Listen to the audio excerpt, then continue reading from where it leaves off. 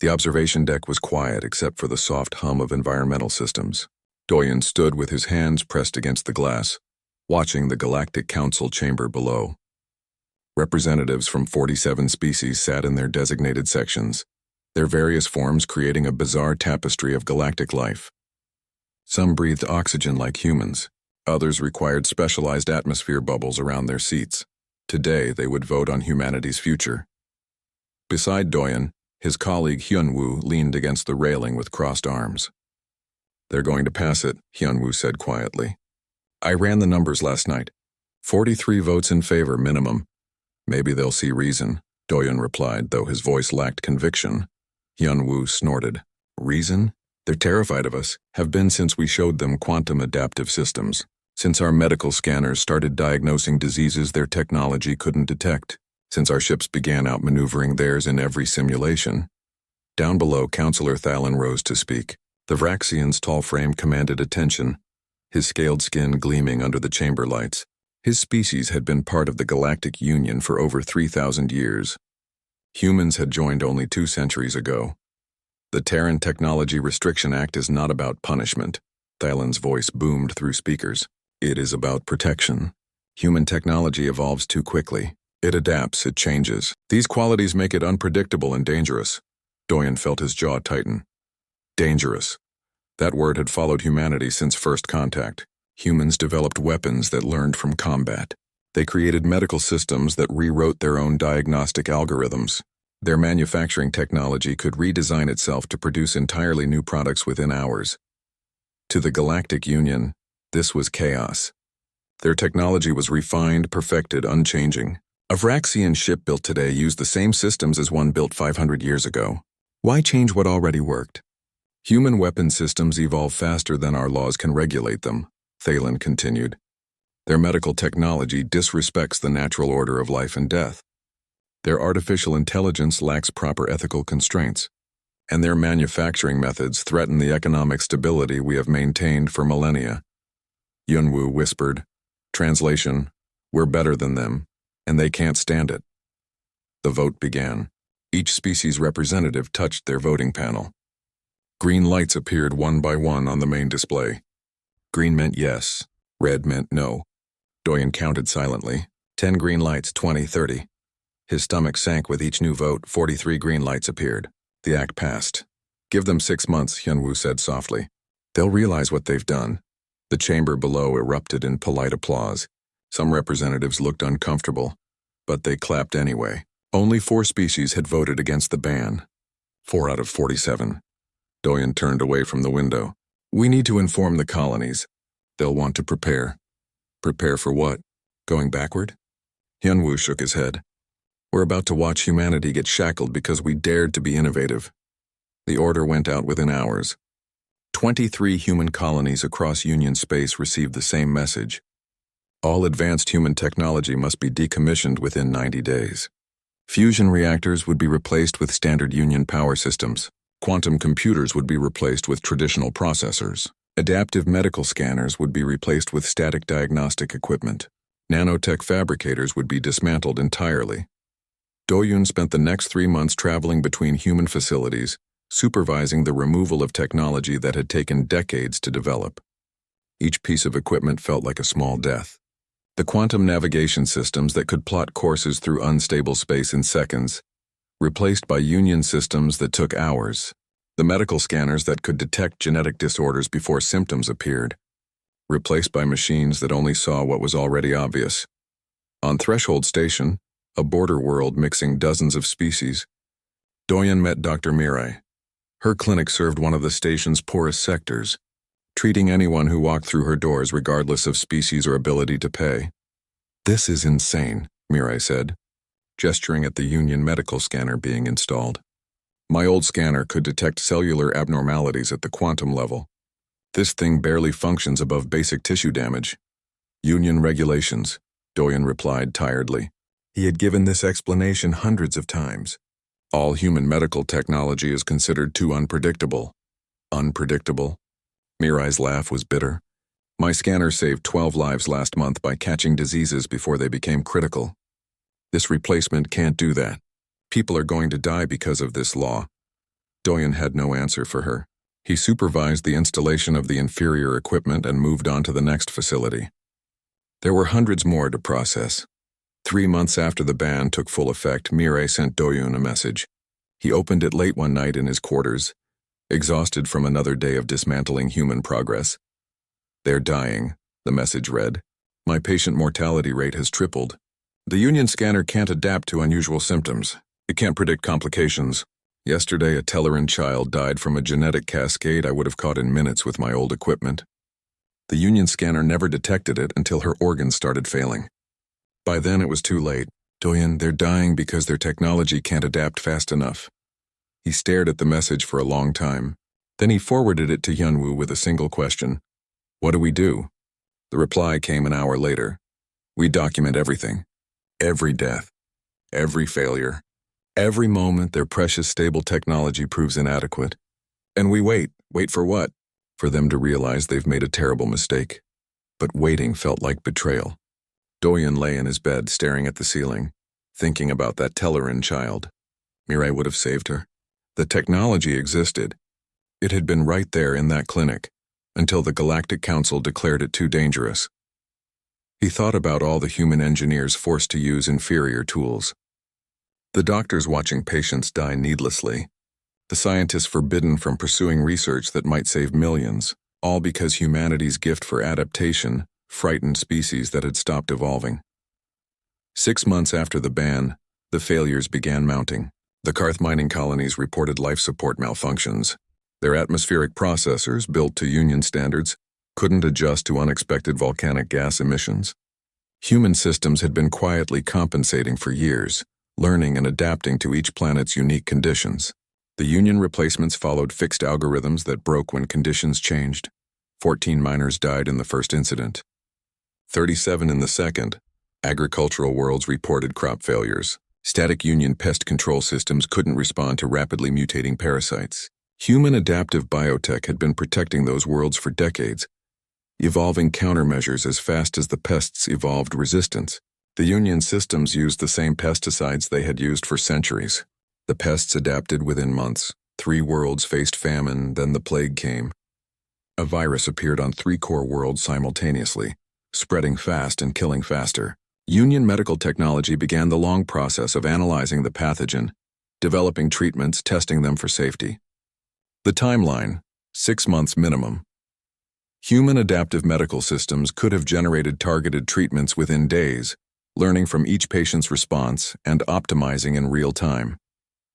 But those systems were banned, dangerous, unpredictable. The death toll reached 10,000 before Union medicine produced its first treatment batch. Doyen watched the news reports with growing anger. Hyunwoo's prediction had been accurate, but being right brought no satisfaction. People were dying. The Galactic Union's fear of change was killing its own citizens. Late one night, Doyen's personal terminal chimed with an encrypted message. The sender's identity was hidden behind multiple security layers. He almost deleted it, assuming it was spam, but something made him open it. The message contained only one sentence. "I need to speak with you. Somewhere no one will see us." A location followed, an old maintenance section of the station, long forgotten and rarely monitored. Doyen stared at the message. This was how conspiracies began. Secret meetings in dark places. But curiosity won over caution. He needed to know who was reaching out and why. The maintenance section was exactly as promised. Dark, dusty, and abandoned. Doyen waited in the shadows, his hand near the personal shield generator on his belt. Footsteps echoed in the corridor. A figure emerged from the darkness. Counselor Jinha. A Telleran, the same species as the child who had died in Mireille's clinic.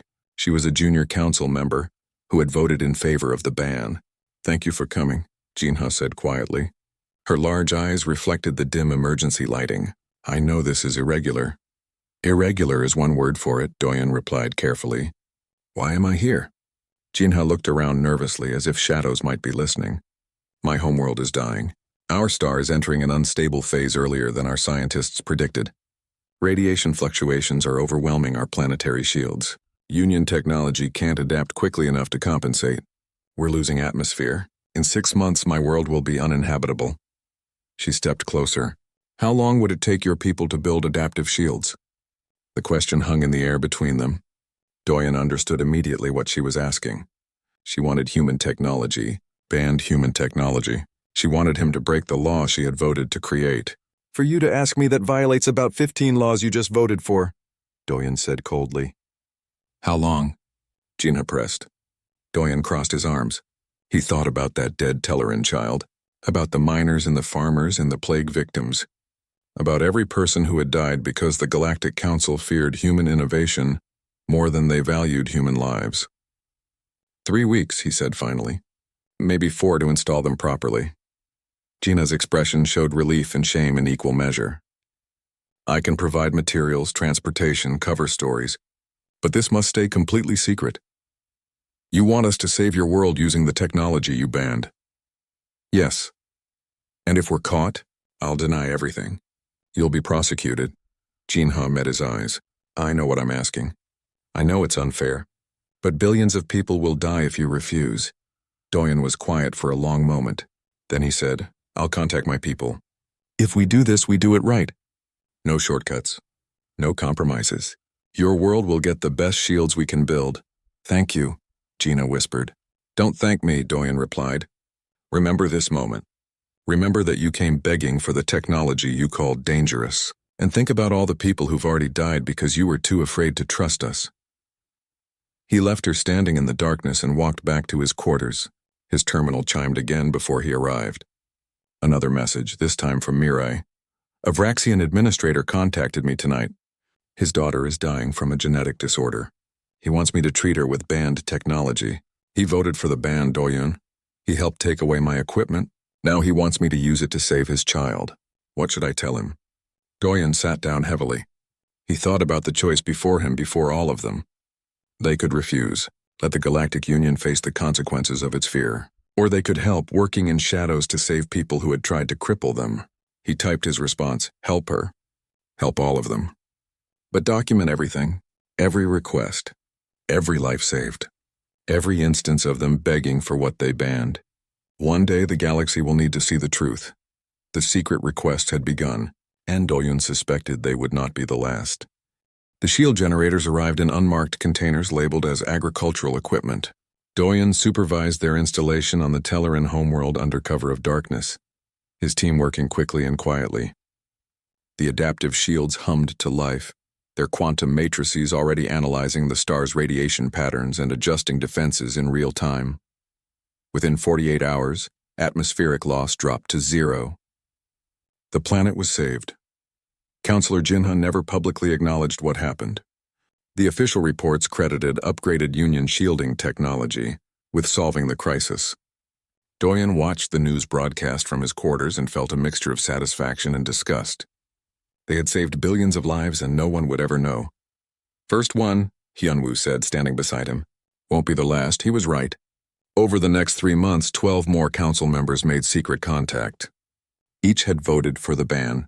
Each now desperately needed human technology. A plague here, an environmental crisis there, a failing infrastructure system somewhere else. The pattern was always the same. Approach quietly, demand secrecy, take credit publicly. Mirai treated the Vraxian administrator's daughter using banned medical technology. The girl's genetic cascade disorder required adaptive treatment that rewrote itself as her DNA tried to stabilize. Union medicine would have taken months to develop a treatment.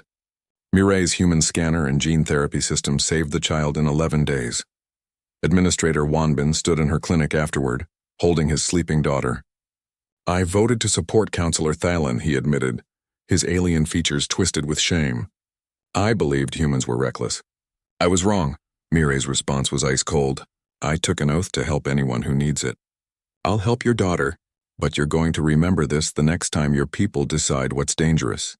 She never told him that a Telleran child with the same condition had died months earlier, before the ban took her equipment away. Some lessons needed to hurt. The secret requests kept coming. Human engineers worked in shadows across Union space, solving crises that standard technology couldn't handle. Doyen kept meticulous records of every mission. Names, dates, problems, solutions. He stored the data in encrypted files, backed up across multiple secure locations. One night, Hyunwoo burst into Doyen's quarters without knocking. We have a problem. He threw a data pad on the table. It showed black market listings for human technology.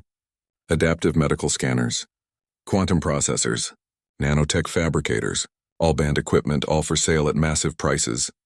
Someone's smuggling, Hyunwoo explained. Worse, some of these are knockoffs.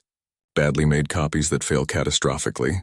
3 people died on Karth Station last week when a fake medical scanner misdiagnosed them. Doyen scrolled through the listings, his stomach sinking. Who's behind this? Unknown. The sellers use anonymous networks. But it's big, Doyen, really big. There's a whole underground economy forming around banned human tech. We need to report this. To who? Hyunwoo laughed bitterly. The same council that banned us? They'd just claim we're trying to undermine their law. Or worse, they'd say the black market proves how dangerous human technology is. Doyen threw the data pad down in frustration. So we do nothing? We document it. Add it to our files. Eventually all of this comes out. Hyunwoo paused. But there's something else. I traced some of the smuggling routes. They lead back to union officials, low-level administrators, supply clerks, transport coordinators. Someone inside the union bureaucracy is facilitating this. Before Doyen could respond, every emergency alert in the sector went off simultaneously. A massive transport ship carrying 40,000 passengers had suffered a navigation system failure near a black hole cluster. The ship was caught in overlapping gravitational fields, each one pulling it in different directions. Union rescue ships couldn't plot a safe extraction course. The gravitational fluctuations changed too rapidly for their static navigation systems to compensate. Time until the ship was torn apart. 36 hours. Doyen's terminal lit up with a message. You have technology that can save them. Will you break the law to do it? The message was anonymous, routed through dozens of proxy servers. But Doyen recognized the communication pattern. Counselor Jinha was behind it. He looked at Hyunwoo. If we do this, we're crossing a line. The other missions were quiet, small. This is 40,000 people. It'll be impossible to hide. Can we live with ourselves if we don't? Hyunwoo asked simply. Mirei's response came minutes later when Doyen contacted her. I'm in. What do you need? They assembled a team quickly. Human engineers who still had access to banned equipment, stored in hidden locations for emergencies exactly like this.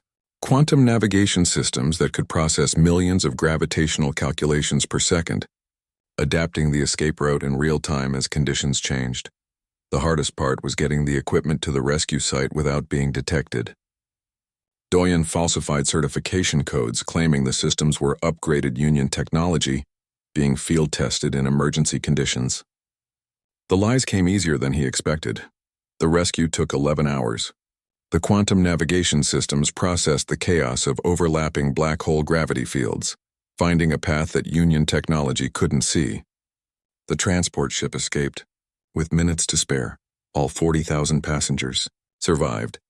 The official report credited upgraded Union navigation, arrays with enhanced processing capabilities. No mention of human technology. No acknowledgement of the law-breaking that had just saved 40,000 lives. Doyen sat in his quarters staring at the news coverage. They were calling it a miracle, a triumph of Union engineering. He wanted to scream, his terminal chimed. Counselor Jinha requested a meeting. Same place as before, the forgotten maintenance section. This time she wasn't alone. 2 other counselors stood with her in the shadows. Doyen recognized them both. They had voted for the ban. We need to talk, Jinha said. All of us. One of the other counselors stepped forward. His name was Minho, representing a species called the Karth. I authorized the use of human life support technology on my colonies, the ones that were failing after we replaced your systems with ours.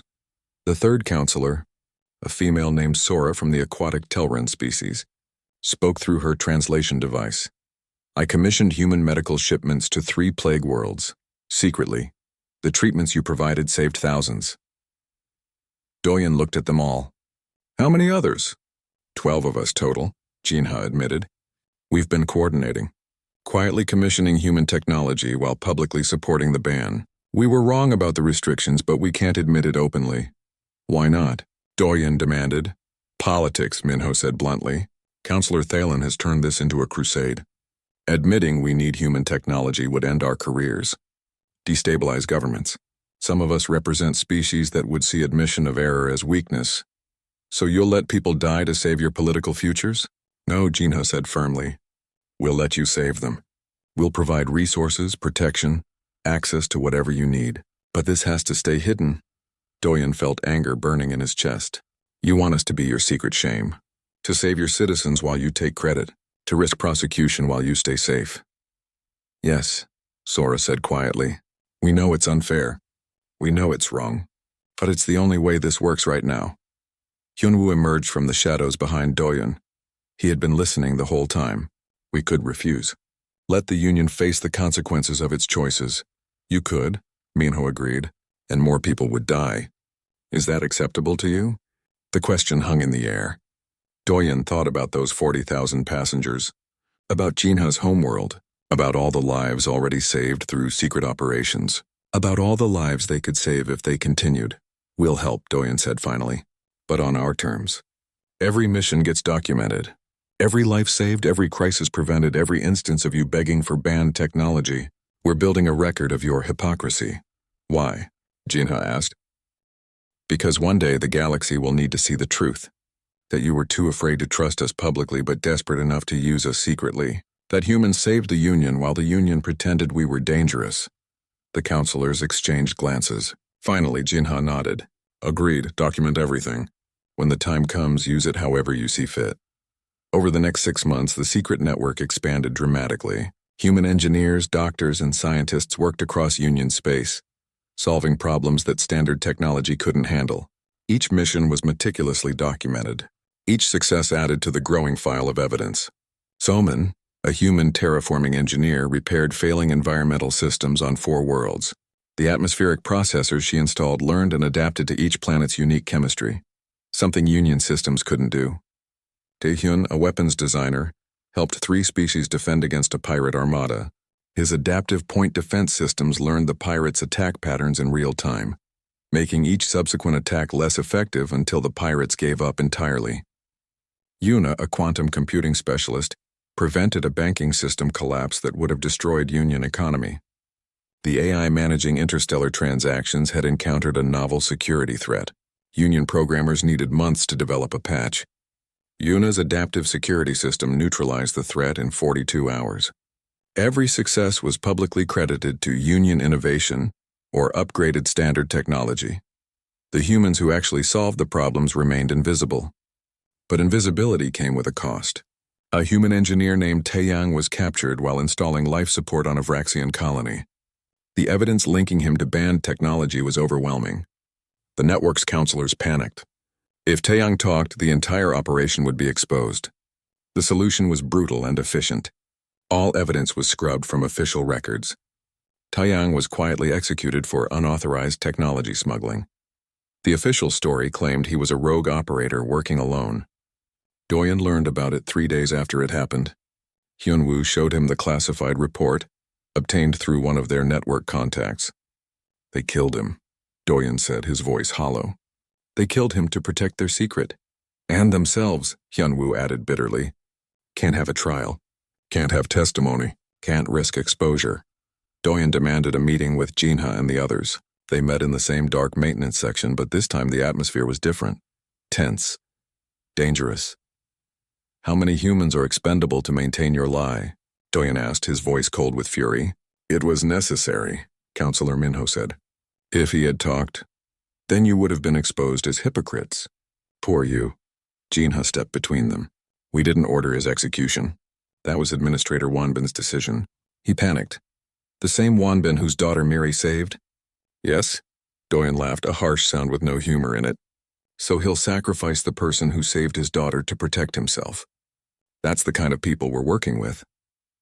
We're doing this to save lives, Sora said quietly. Taeyang's death is tragic, but it's an acceptable sacrifice. Hyunwoo finished. How long before one of us becomes acceptable? Before Doyen or Mirai or any other human becomes too risky to keep alive. The counselors had no answer. Doyen made a decision in that moment. We continue the work. We'll keep saving your people, but the documentation now includes Taeyang's death. And when we eventually expose all of this, the galaxy will know you murdered a man who was saving lives you couldn't. 2 weeks later, Counselor Thalen made an announcement. He was forming a purity inspection fleet to hunt down any remaining human technology in Union space. His first target, Threshold Station, the border world where Mireille ran her clinic. The inspection would begin in 14 days. Mireille's clinic was full of banned human medical technology. If Thalen's team found it, she would be arrested, possibly executed like Tai Yang. Doyen received the news with a sinking feeling. This was it, the moment when their secret operation would either survive or collapse completely. He contacted Mireille immediately. "You need to evacuate now." Her response was simple and infuriating. "No. Mireille, they'll arrest you. They might kill you." "Let them try," she said calmly.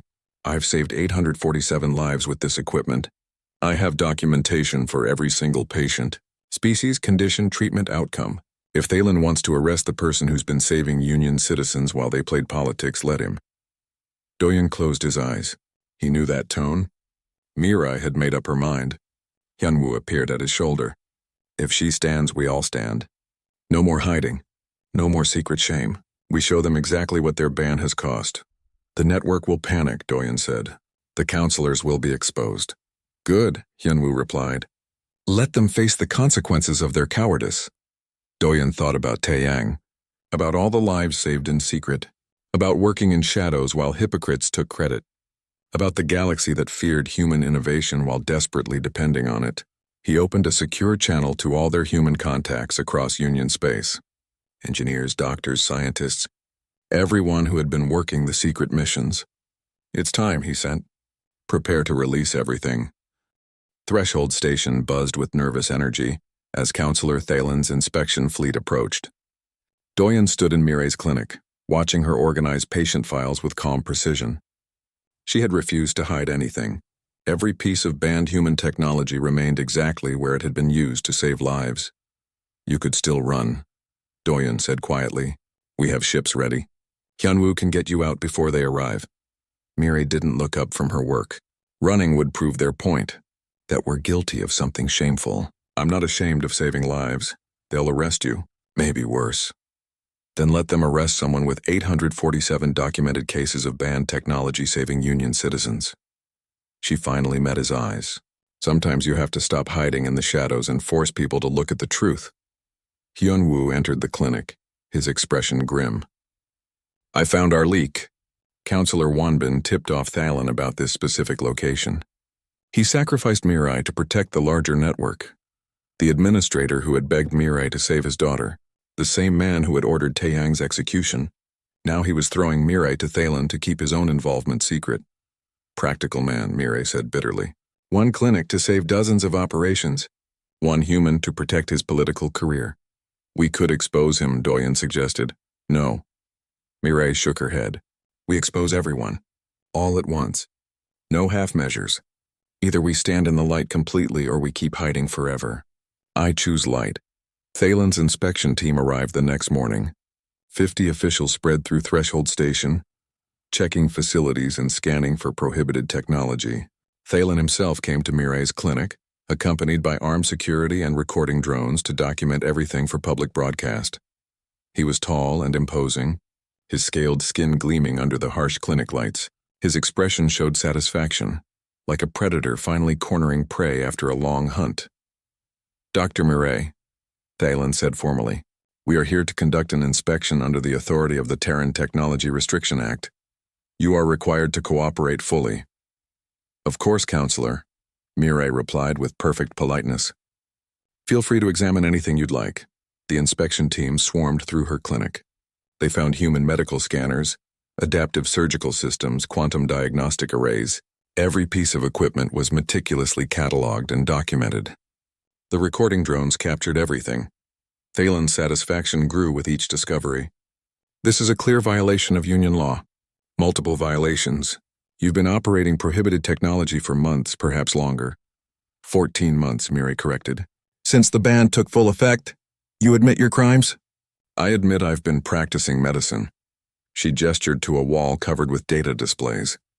"Would you like to see my records?" Before Thalen could respond, Mireille activated the displays. Patient names scrolled across screens. Species, conditions, treatments, outcomes. 847 cases in total. These are my crimes, Mirai said clearly, her voice carrying through the clinic. 847 Union citizens treated with banned human technology. Let me show you some specific examples. She pulled up a case file.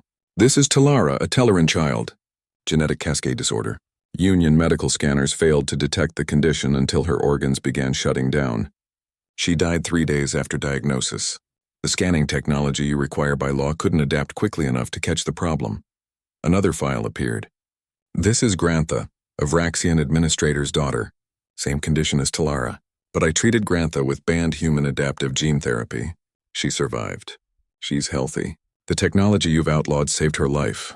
Thalen's expression shifted slightly. These records could be falsified. They're not, Mirai replied. Every case is documented in Union medical databases. Cross-reference if you doubt me. But here's the interesting part, Counselor.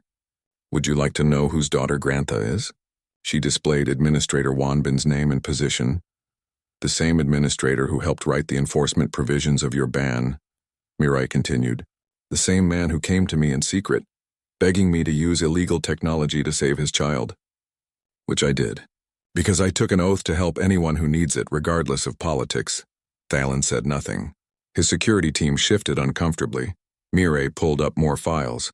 Here are 17 more cases. All family members of Union officials. Council members, administrators, fleet commanders. All treated secretly with banned technology, while their relatives publicly supported the restrictions. She turned to face Thalen directly. So yes, Counselor. I'm guilty. I used prohibited human technology to save lives that Union technology couldn't. Arrest me. But those recording drones have captured everything. The galaxy will see exactly what your ban has cost and who's been secretly undermining it to save their own families. Silence filled the clinic. Thalen stared at the displays, at the documented evidence of hypocrisy throughout Union leadership. Then Hyunwoo's voice came through every speaker in the clinic, broadcast across the station's public channels. And it's not just medical cases. Data flooded Union networks. Every documented case of humans secretly solving Union problems over the past year. The adaptive shields on Telleran worlds, the life support systems on Karth colonies, the navigation systems that saved 40,000 passengers, the environmental systems, the defensive weapons, the quantum processors, every crisis that Union technology couldn't solve but banned human technology could. And the names, Counselor Jinha, Counselor Minho, Counselor Sora. 12 council members in total who had voted for the ban and then secretly commissioned human technology when their own worlds faced disaster. The documentation included communication logs, financial records, transport manifests, everything meticulously preserved over months of secret operations. We've been working in your shadows for a year, Hyunwoo's voice continued, saving your citizens, preventing your crises, solving your problems, while you pretended we were dangerous and took credit for our work. Now everyone knows. Thalen's communication device lit up with incoming calls, hundreds of them. His face went pale beneath his scales. The station's public areas erupted in chaos. Citizens who had just learned they owed their lives to banned technology argued with those who still feared it. Some demanded accountability from the counselors who had lied. Others insisted the secret use proved how dangerous human influence really was. Within hours, the controversy spread across Union space. Protests erupted on 15 worlds. Some demanded the ban be lifted. Others demanded stricter enforcement. Council members turned on each other, some claiming they had been deceived, others doubling down on their positions. Thalen tried to regain control. This changes nothing. The law is clear. Human technology is prohibited regardless of how many lives it saves, Mirai interrupted. Regardless of how many Union citizens owe their existence to the technology you banned. Regardless of how many of your own colleagues secretly used it. The law exists for a reason, Thalen insisted. Human technology is unpredictable, dangerous. The fact that some council members made poor choices under pressure doesn't change that. Then arrest them too, Doyen said, stepping forward. Arrest everyone who broke your law. Counselor Jinha, Counselor Minho, Administrator Wanbin. Arrest them all for using the technology they banned. Thalen's expression hardened. I intend to arrest you and Dr. Murray for clear violations. The others will be investigated, but not arrested, Hyunwoo said from where he stood in the doorway. Because they're union officials and we're just humans. The law applies differently, doesn't it? Before Thalen could respond, alarms sounded throughout the station. Emergency broadcasts interrupted all channels. A massive transport ship had suffered critical navigation failure near a black hole cluster. Different ship, same problem as before. 42,000 passengers this time. Union rescue ships scrambled, but their static navigation systems couldn't handle the complex gravitational calculations. The transport had 28 hours before being torn apart. Thalen's communication device went crazy with urgent messages, Fleet Command, Council emergency contacts, civilian disaster response, all saying the same thing. They needed adaptive navigation technology immediately. Counselor, one of his security officers said quietly. Fleet Command is requesting authorization to use human quantum navigation systems for the rescue. They say it's the only option. Thalen stood frozen. Around him, the recording drone still captured everything. The galaxy was watching. You have a choice, Doyen said quietly. Maintain your ban and watch 42,000 people die, or admit you need the technology you outlawed. This is blackmail, Thalen said. No, Mireille corrected. This is reality. Your fear of human innovation is killing people. It's been killing them for a year. We've been saving them in secret because you were too proud to admit your mistake. How many more need to die before you set aside your pride? Thalen looked at the displays showing Mireille's saved patients. At the data flooding Union networks about secret human operations. At the incoming emergency reports about the doomed transport. His communication device chimed with another priority message. This one from Counselor Wanbin, the man who had betrayed Mireille. It was brief. My daughter is on that transport, please. The irony was brutal. Wanbin's daughter, saved by banned human technology, now needed that technology again, and her father had just tried to sacrifice the woman who had saved her once already. Thalen closed his eyes for a long moment. When he opened them, something had changed in his expression. Defeat, maybe? Or resignation. Authorize the rescue teams to use whatever technology is necessary, he said quietly to his security officer. Including human quantum navigation systems? Yes. The word seemed to physically hurt him. Whatever is necessary. The security officer relayed the authorization. Across Union space, the message spread. Counselor Thalen, architect of the human technology ban, had just authorized the use of that same technology to save lives. I will still arrest you, Thalen said to Mireille and Doyen. The law was broken. Then arrest us, Mireille replied calmly. Do it publicly with those drones recording. Show the galaxy that you're arresting the people who saved 847 lives, who participated in hundreds of rescue operations, who kept your union functioning while you pretended they were dangerous. Thalen's hand moved toward his security team, ready to give the order, but he stopped. The recording drones hovered around them, transmitting to millions of viewers across Union space, citizens who had just learned that their lives had been saved by the very technology their leaders had banned. His communication device showed real-time polling data. Public opinion was shifting rapidly. 62% now opposed the ban. 73% wanted the arrested counselors investigated. 89% approved of using human technology for the current rescue operation. Lower your hand, counselor, a new voice said. Everyone turned. Counselor Jinha stood in the clinic doorway, flanked by Minho and Sora. Other council members appeared behind them. The ones who had secretly commissioned human technology, who had been exposed by Hyunwoo's data release. We're done hiding, Jinha said. All of us. We voted for the ban because we were afraid. We used human technology in secret because we were cowards. And we're tired of being both. She walked to stand beside Doyen and Mireille. If you arrest them, you arrest us too. We commissioned the operations. We provided the resources. We're as guilty as anyone. Minho joined her. My colonies would be dead without human life support technology. That's documented fact now. Sora added. 3 plague worlds survived because of human medical technology. Union medicine couldn't adapt fast enough. Thousands died while we waited. Then humans solved it in days using the systems we'd banned. More counselors stepped forward. One by one, they stood with the humans. Not all 12 from the secret network, but enough. A visible show of support. Thalen looked around at his fellow council members, at the recording drones, at the data still flooding public networks. His expression showed a man realizing he had already lost this battle. An emergency council session will be convened, he said finally. We will address the ban formally. And until then? Doyen asked. Until then, Thalen paused. Do what you must to save those 42,000 passengers. I won't interfere. He turned and left the clinic, his security team following. The recording drones remained, still broadcasting everything. Mirai watched him go, then looked at Doyen. That wasn't a victory. He's retreating to regroup. I know, Doyen agreed. But we're not hiding anymore. Whatever happens next happens in the light. The rescue operation succeeded 18 hours later.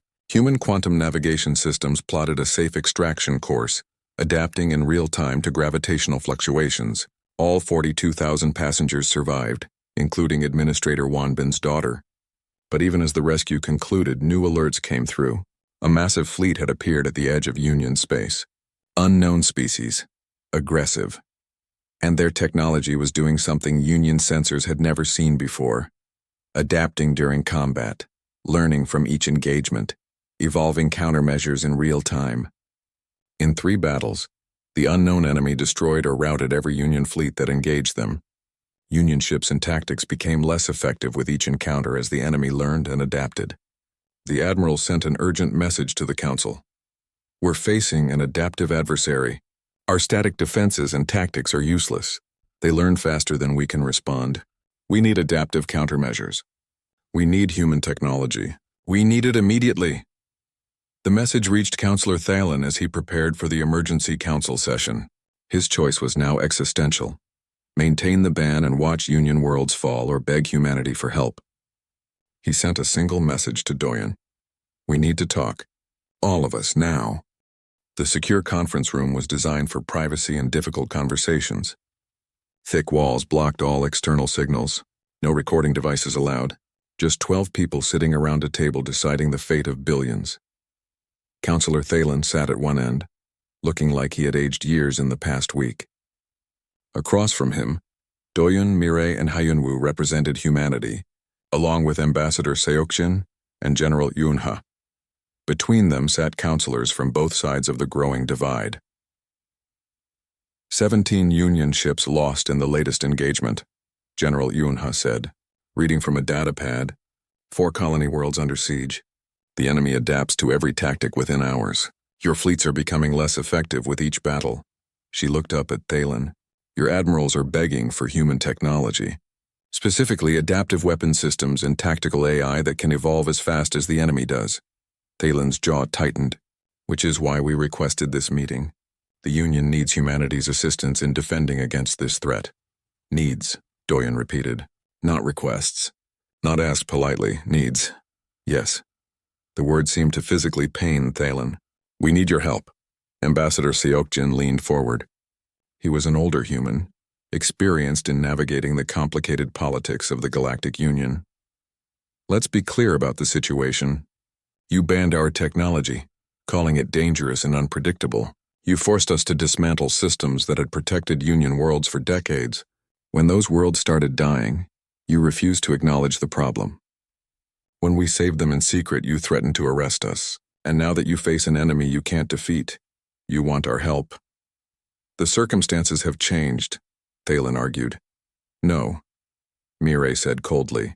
The only thing that changed is whether you personally are in danger. When other people died because of your ban, that was acceptable. When your worlds face invasion, suddenly human technology isn't so dangerous anymore. Counselor Jinha, who had been part of the secret network, spoke up. She's right.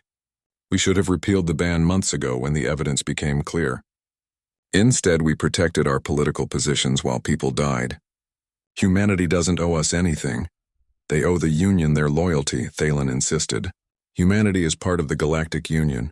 When the Union is threatened, all members must what? Hyunwoo interrupted. Follow laws you created? Like the law banning our technology? Or should we follow the example you set and secretly do what we know is right while publicly maintaining appearances? The room fell silent. Several counselors shifted uncomfortably. General Yuna placed several data chips on the table. This is everything we've documented over the past year. Every secret mission. Every life saved. Every crisis prevented using technology you banned. including detailed records of which council members commissioned which operations. She looked directly at Thalen. We also have documentation of Taeyang's execution. The human engineer who was killed to protect your secret network. Administrator Wanbin ordered it. Did you know that?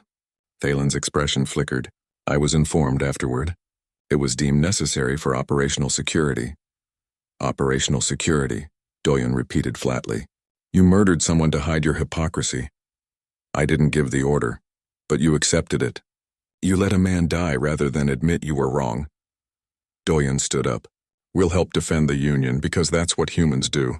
We help when we can, even when it's unfair, even when we're treated like threats instead of allies. But if you think we're just going to hand over our technology and go back to being second-class citizens, you're mistaken. Ambassador Seok-jin pulled out a formal document. These are humanity's terms for providing military assistance against the current threat. He slid the document across the table. Thalen picked it up, reading quickly. His expression darkened with each line. This is unacceptable, Thalen said. You're demanding complete repeal of the Restriction Act, formal apology, reparations, equal voting representation, technology sharing agreements with compensation, and sovereignty guarantees. You're using this crisis to extract political concessions. Yes, Seokjin said simply, just like you used fear to extract political power when you passed the ban. The difference is our demands will save lives instead of costing them. We cannot grant equal representation. Humans have been part of the Union for only 2 centuries. Species who founded the Union have greater what? Mirai interrupted. Greater wisdom? Your wisdom got 17 ships destroyed. Greater experience? Your experience couldn't save 847 patients that I saved with banned technology. Greater right to exist? Tell that to the 42,000 passengers you needed human technology to rescue. Counselor Minho spoke up. The terms are fair. Harsh perhaps, but fair. We treated humanity shamefully. These demands correct that. By elevating them to equal status overnight, Thalen argued, that destabilizes the entire Union power structure. Maybe your power structure needs destabilizing, Counselor Sora said. We built a Union based on stagnation and fear of change. The ban was a symptom of a larger problem. We punish innovation instead of encouraging it. We preserve old hierarchies instead of adapting to new realities. Thalen looked around the table seeking support. Some counselors nodded agreement with him. Others looked away. The Union was fracturing along the same fault lines the ban had created. If we accept these terms under duress, Thalen said slowly, it sets a dangerous precedent. Any species with critical technology can hold the Union hostage. Or, Hyunwoo countered, it sets a precedent that the Union treats all species fairly and values their contributions. Revolutionary concept, I know. General Yunha stood up. While you debate precedents, Union worlds are burning. I'm a soldier. I see this simply. You need military technology to survive. We have it. These are the terms for access. Accept them or defend yourselves with your own resources. She paused. But understand this clearly. If you refuse these terms and Union worlds fall because you were too proud to grant humanity equality, history will remember exactly who valued power over survival. The threat hung in the air. Thalen's communication device buzzed with another urgent update. More ships lost. Another colony under bombardment. The enemy was advancing, adapting, learning. I need to consult with the full council, Thalen said finally. You have 12 hours, Ambassador Seokjin replied. That's how long our analysis suggests before the enemy reaches a major population center. After that, civilian casualties will be catastrophic. Thalen left the conference room without another word, followed by his supporting counselors. The room felt empty after they departed. Doyen sat back down heavily. He's going to try to find a way around this. Get our technology without meeting our terms. Let him try, Mirai said. We have documentation for everything. Public opinion is on our side. If he refuses to treat us as equals, the galaxy will see it. 6 hours later, the council convened for an emergency session. The vote was called on humanity's terms. Accept all demands in exchange for immediate military assistance, or reject and face the invasion with existing Union resources. The debate was bitter. Thalen made a final speech defending the Union's traditional power structure, arguing that granting demands under military pressure was surrender rather than negotiation. Several counselors supported him. insisting that humanity's ultimatum was blackmail. But others had learned from the past year. They spoke about the lives saved by banned technology, about the hypocrisy of the secret network, about watching their own fleets get destroyed because Union technology couldn't adapt like the enemies could. Counselor Jinha spoke last. We created this crisis through fear and arrogance. We banned the very adaptability we now desperately need. The question isn't whether to accept humanity's terms. It's whether we deserve their help at all after how we've treated them. The vote was called. Green lights for acceptance, red for rejection. The lights appeared slowly. 20 green, 30, 38 green lights appeared. 9 red. The terms passed. Dalen stood up, his expression a mask of controlled fury. I cannot serve in a union that surrenders to intimidation. I resign my position. 8 other counselors stood with him, the ones who had voted red. They walked out of the chamber together. In the observation deck, Doyen watched them leave. Part of him felt satisfaction, but another part recognized what this meant. The Union was fracturing. 9 species now felt betrayed and humiliated. That would have consequences. But those were problems for later. Right now, Union worlds needed defending. Within 2 hours, human military technology began flooding Union space. Not just weapons, but integrated systems designed for adaptive warfare. Ships received quantum shielding that learned from each enemy attack, improving defenses in real time. Weapon systems that analyzed enemy tactics and evolved countermeasures. AI coordinators that predicted enemy movements by studying their adaptation patterns. But humans didn't just provide technology. They provided people. Engineers to install and maintain the systems. Tactical advisors to teach Union forces how to use adaptive warfare. Doctors with advanced medical technology for treating casualties. Mirai led medical teams to the hardest-hit colonies. She brought adaptive trauma systems that could handle injuries from weapons Union doctors had never seen before. Her equipment learned from each patient, improving treatment protocols automatically. Hyunwoo coordinated cyber defense networks across Union space. The enemy had tried infiltrating communication systems, their malware adapting to overcome security measures. Hyunwoo's adaptive security AI fought back, learning faster than the enemy could evolve new attacks. Doyen worked directly with Union engineers, teaching them how to modify and maintain human systems. That was the key difference in philosophy. Union technology was static, designed to be used exactly as built. Human technology was designed to be modified, improved, adapted by whoever used it. Your systems are alive, a Karth engineer told Doyen. They grow and change. Ours just are. That's because you optimized for stability, Doyen explained. We optimized for possibility. Your question is always what is. Ours is what if. The first major engagement with combined human Union forces happened 3 days after the council vote. A large enemy fleet attacked a core world with a population of 6 billion. Union defense fleets, now equipped with human adaptive systems, met them in orbit. The battle lasted 14 hours. The enemy adapted as expected, learning from each attack and modifying their tactics. But the human-enhanced Union forces adapted faster. Every enemy tactic was met with a new countermeasure. Every weapon adjustment was matched by a defensive evolution. For the first time in the war, the enemy retreated. Not because they were destroyed, but because they were losing the adaptation race. They couldn't evolve fast enough to overcome defenses that improved with every exchange. Union forces destroyed 37 enemy ships and captured 3 more intact. The captured ships provided intelligence about the enemy's technology and capabilities. The victory changed everything. Union forces had been losing because they couldn't match the enemy's adaptation speed. With human technology, they could out-adapt the enemy. The predator became prey. Over the next 3 weeks, Union forces won engagement after engagement. The enemy grew more cautious, retreating faster, taking fewer risks. Their adaptation advantage had disappeared. The war shifted from defense to counteroffensive. Human tactical doctrine emphasized continuous evolution. Every battle generated new strategies, new weapons, new defenses based on the latest data. A Vraxian soldier fighting alongside General Yuna's forces said, "You don't just react to the enemy, you imagine what they might become and prepare for that. It's like fighting tomorrow's battle today." General Yunha smiled. That's the point. Static tactics lose to adaptive enemies. You have to evolve faster than they can learn. 6 weeks after the council vote, the enemy sued for peace. They had retreated to avoid complete destruction, recognizing that Union forces with human technology could out-adapt them indefinitely. The war was over. The Union had survived. But it had also changed fundamentally.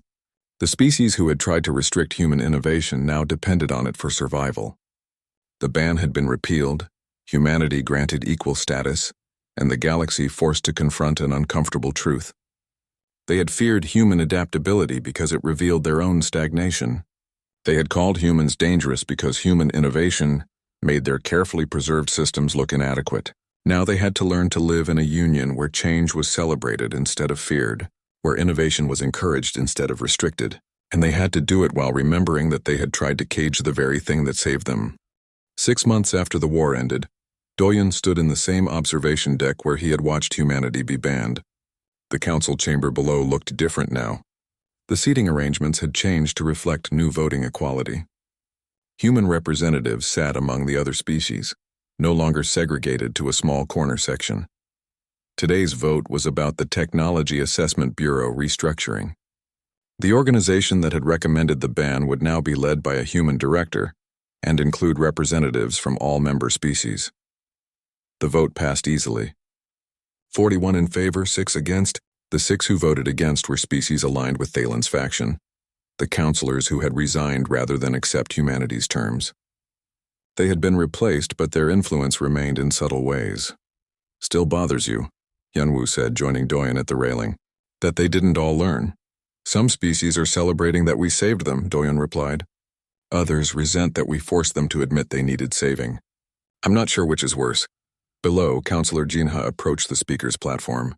She had been re-elected despite her role in the secret network. Her constituents had forgiven her, seeing her confession as courage rather than weakness. We gather today to honor those who served the Union even when the Union failed to honor them, Jinha announced. The memorial we dedicate commemorates humans who died protecting worlds that had outlawed them, who saved lives they were legally forbidden from saving, who served in shadows because we were too afraid to acknowledge our need for them. The council chamber fell silent as holographic names appeared in the air. Taeyang was first, the engineer executed to protect the secret network. But there were others. Humans who had died in accidents while working with banned technology, who had suffered health consequences from exposure to alien environments because Union medical technology couldn't treat them properly, who had sacrificed their futures to work illegally for the greater good. We cannot undo the injustice we committed, Jinha continued, but we can ensure it is remembered, that future generations understand the cost of fear and the price of arrogance. Administrator Wanbin sat in the audience, forced to attend by public pressure.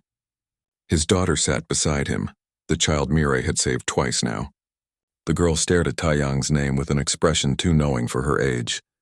She understood that someone had died to hide the secret that had kept her alive. After the ceremony, Wanbin approached Mirai. She was standing near the memorial, reading names quietly. I cannot apologize enough, Wanbin said. I betrayed you. I ordered Taeyang's death. I nearly destroyed you to save myself. Mirai looked at him with cold eyes. You're apologizing to the wrong person. Taeyang can't hear you. I know. Wanbin's voice cracked. I know. But I need you to understand I was afraid. Afraid of losing everything. My position, my reputation, your daughter's life. Mirai interrupted. I saved her twice and you thanked me by trying to have me arrested.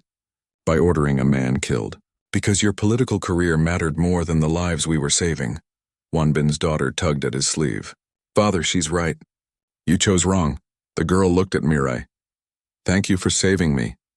I know what it cost. Mirai's expression softened slightly. You're welcome.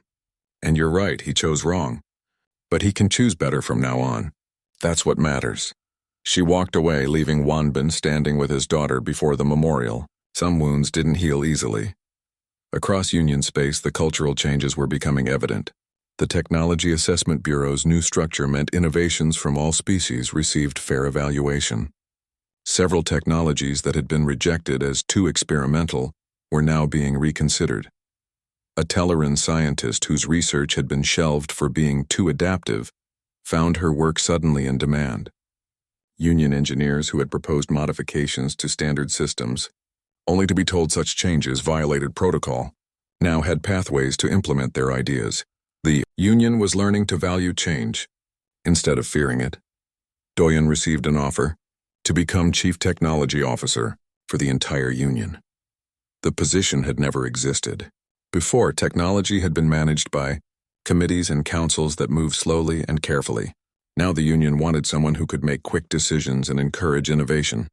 He accepted on one condition: every species' technology would receive the same respect and opportunity humanity's had been denied. Some species will resist, the council warned him. They're comfortable with the old ways. Then they'll learn to be uncomfortable, Doyen replied. Comfort is what nearly destroyed the Union.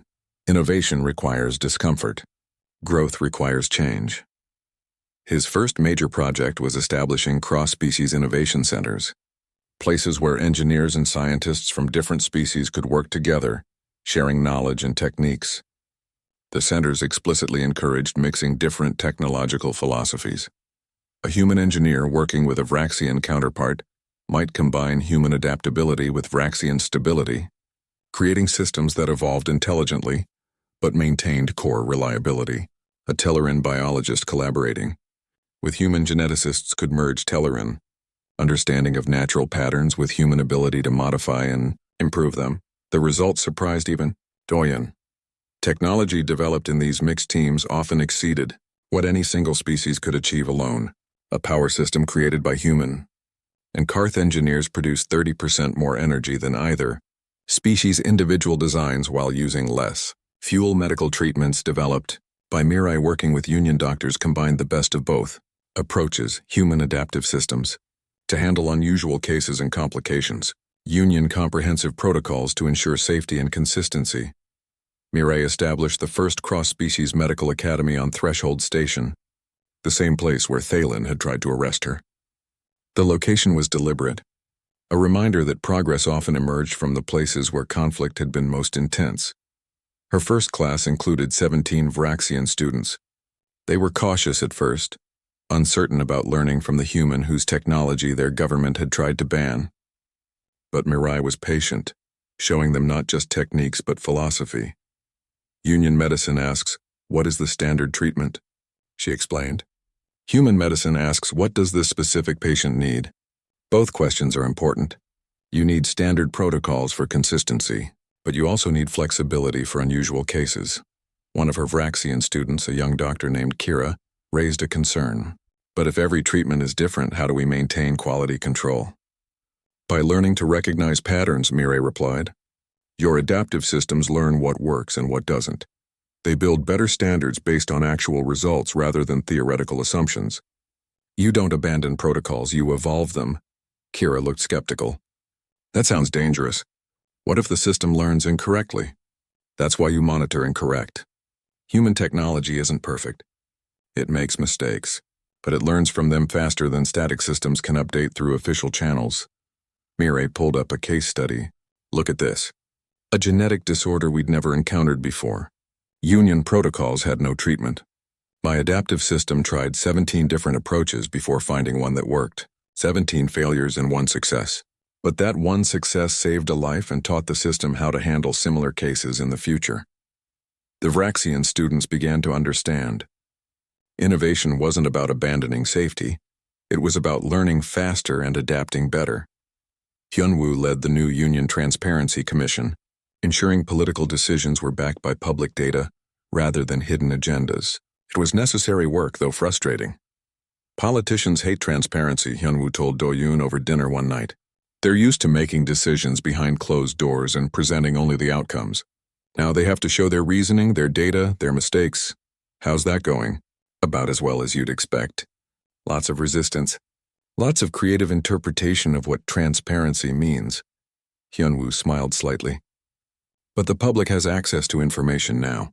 That's leverage. Politicians who try to hide things get exposed quickly. He pulled up a recent report. Remember the agricultural crisis during the ban? Crops failing because Union pest control couldn't adapt? I published all the internal communications about that. Council members knew about the problem for months before taking action. They debated political implications while farmers lost entire harvests. What happened? 3 councilors lost their positions in the next election. Turns out voters don't appreciate being starved while their representatives worry about optics. The changes weren't all smooth. Some species resented humanity's elevated status. They saw the ban's repeal as humanity winning through intimidation rather than merit. Small conflicts emerged: trade disputes, border disagreements, cultural tensions. Thalen and his faction, though no longer in government, remained influential. They gave speeches warning about humanity's dangerous influence and the erosion of traditional Union values. Some people listened. But most citizens remembered what had actually happened. They remembered the deaths during the ban, the secret network, the war that humanity had helped win. Whatever resentment existed had to compete with gratitude and pragmatism. 1 year after the war ended, Doyen attended a technology expo on a Karth world. Innovations from dozens of species were on display. But what caught his attention was a particular exhibit showing mixed species collaborative projects. A young Karth engineer explained her work. This environmental system combines human adaptive algorithms with Karth geological expertise and Telleran biological knowledge. It can terraform harsh worlds in half the time previous systems required, while maintaining ecological balance. Impressive, Doyen said. How did you develop it? I studied at one of the innovation centers you established. Worked with engineers from 6 different species. At first it was difficult. Everyone had different approaches, different priorities. But we learned that our differences made the project stronger. Each species contributed something unique. She gestured at the display. This is what Union technology should be. Not one species approach imposed on everyone, but the best ideas from all of us combined into something new. Doyen felt something he hadn't felt in a long time: hope. Not just that the Union would survive, but that it might actually become something better than it had been. A few months later, the Council voted on a joint exploration initiative, multiple species working together to explore uncharted space, using adaptive technology to handle unknown conditions and make first contact with new civilizations. The vote was unanimous. Even the species who had initially resented humanity's terms recognized the value of the new approach. Doyen stood in the observation deck watching the vote, just as he had 3 years earlier when the ban passed. A young Telleran student stood beside him, part of a school group visiting the council chamber. Is it true humans were once forbidden from sharing technology? The student asked. Doyen considered the question carefully. Yes, the council feared what we could do, feared that our technology changed too quickly, adapted too easily. They thought that made us dangerous. But you saved them anyway. We saved them because that's what you do when you have the ability to help. Fear and gratitude are temporary emotions, but who you are when tested, that's permanent.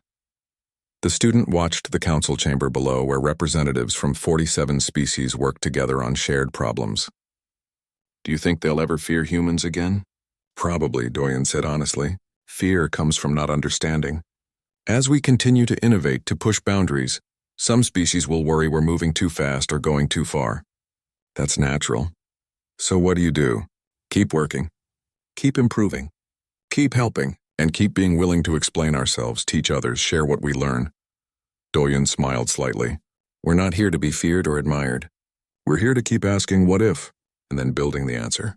If that scares them, they'll learn to be scared and grateful at the same time. The student laughed at that. You can't be both. Sure you can. Progress is always scary to someone, but when it works, when it makes life better, fear becomes respect. Respect becomes cooperation, and cooperation becomes something new. Down in the council chamber, the exploration initiative passed its final vote. Ships would launch within 6 months, crewed by mixed species teams using technology developed by collaborative innovation centers. Doyen left the observation deck and headed to his office. There was work to do, new technologies to evaluate, new proposals to review, new problems to solve. The galaxy was vast and full of challenges. 3 years ago, the Union had tried to cage human innovation.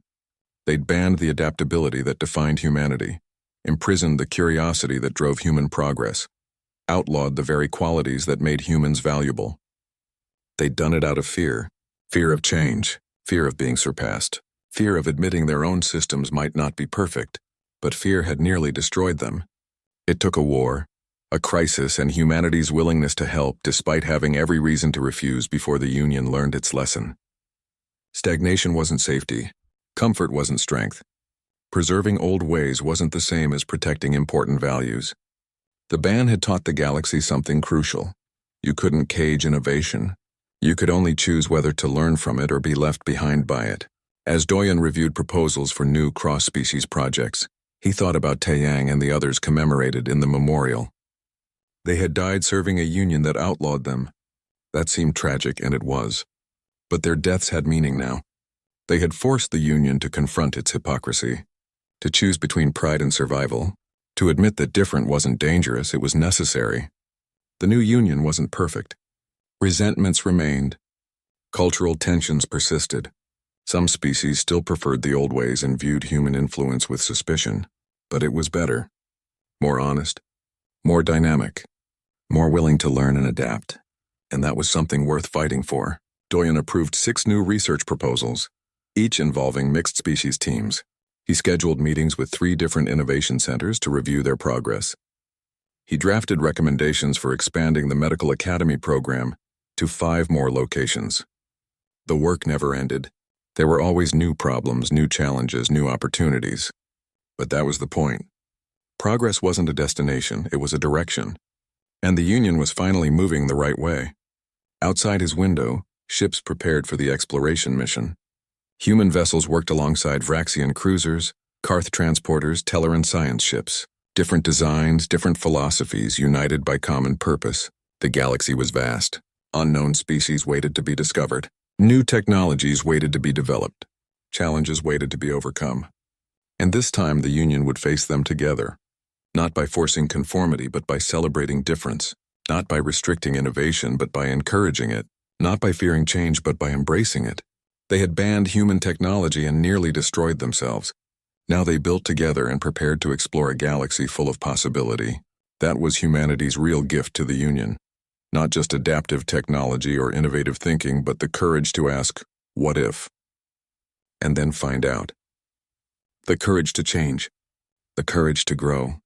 The courage to become something better than they had been. And that, Doyen thought as he returned to his work, was worth more than any technology humanity could ever build.